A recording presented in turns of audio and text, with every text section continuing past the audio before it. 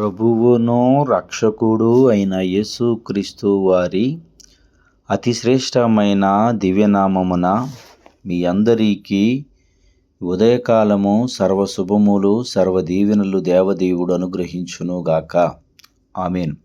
ప్రియ దేవుని పిల్లలారా, ఈరోజు 21వ తారీఖు నవంబరు నెల 2025వ సంవత్సరము.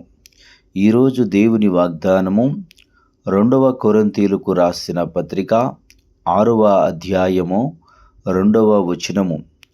అనుకూల సమయమందు నీ మొరను ఆలకించితిని, రక్షణ దినమందు నిన్ను ఆదుకుంటిని అని ఆయన చెప్పుచున్నాడు గదా. ఇదిగో ఇప్పుడే మిక్కిలి అనుకూలమైన సమయం, ఇదే రక్షణ దినము. దేవుడు తన పరిశుద్ధ లేఖన భాగము మీ వినికిడిలో మీ జీవితములో దేవదేవుడి వాగ్దానము నెరవేర్చునుగాక.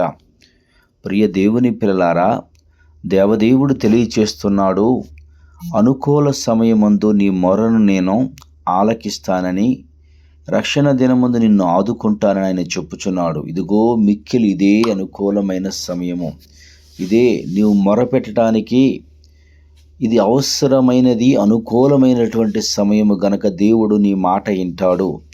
నువ్వు చేసే ప్రతి ప్రార్థన ఆయన అంగీకరిస్తున్నాడు గనుక ప్రియ సహోదరి సహోదరులారా, మౌనంగా ఉండక ఎలుగెత్తి దేవునికి మొరపెట్టుము.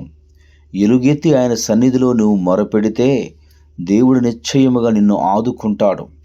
నువ్వు ఏ ఆదరణ లేకుండా ఉన్న వ్యక్తివైతే, ఏ ఆదరణ లేకుండా బ్రతుకుతూ జీవనం చేస్తున్నటువంటి వ్యక్తికి అయితే, ప్రియ సహోదరుడా సహోదరి, దేవుడు తెలియచేస్తున్నటువంటి మాట చెవియొగ్గు. నిన్ను ఆయన ఆదుకుంటాడు. ఆర్థిక సమస్యల నుండి ఆయన ఆదుకుంటాడు. శారీరక బలహీనతల నుండి ఆయన ఆదుకుంటాడు. కుటుంబ సమస్యల నుంచి ఆయన నిన్ను ఆదుకుంటాడు. కృంగుదలలో ఉంటే ఆయన నిన్ను ఆదుకుంటాడు. ఒంటరిగా ఉంటే ఆయన నిన్ను ఆదుకుంటాడు. ఆయన నిన్ను ఆదుకోవాలి అంటే అనుకూల సమయమందు ఆయనకు మొరపెట్టుము. ఆయన అనుకూల సమయమందు నీవు మొరపెడితే ఆయన నీ మొర వింటాడు. ప్రియ సహోదరుడా, దేవుడు ఈ ఒక్క మారే కాదు, యెషయా గ్రంథంలో కూడా ఇలాగ సెలవిస్తున్నాడు. 49వ అధ్యాయం 8వ వచనంలో యెహోవా ఇలాగ సెలవిచ్చున్నాడు, అనుకూల సమయమందు నీ మొరను ఆలకించి నీకు ఉత్తరం ఇచ్చితిని, రక్షణ దినమందు నిన్ను ఆదుకుంటుని, బయలు వెళ్ళిడని బంధింపబడిన వారితోనూ, బయటకు రెండని చీడలు ఉన్న వారితోనూ, దేశములో చిక్కపరిచి పాడైన స్వాస్థ్యములను పంచిపెట్టుటకై నిన్ను కాపాడి ప్రజలకు నిబంధనగా నియమించితిని అంటాడు. సహోదరులారా, ఇక్కడ చెబుతున్నటువంటి మాట శ్రద్ధగా మీ జీవితానికి అన్వయించుకోండి. మీ బ్రతుకులను ఆయన సరిచేయడానికి మిమ్మల్ని పిలుస్తున్నాడు. చీకటిలో ఉన్న వారితో చెప్పమంటున్నాడు. ఏ చీకటిలో నీవు ఉన్నావో, ఏ చీకటి నీతో ఇప్పటి వరకు సావాసం చేస్తూ ఉందో, ఆ చీకటి నుండి ఆయన నిన్ను విడిపిస్తాడు.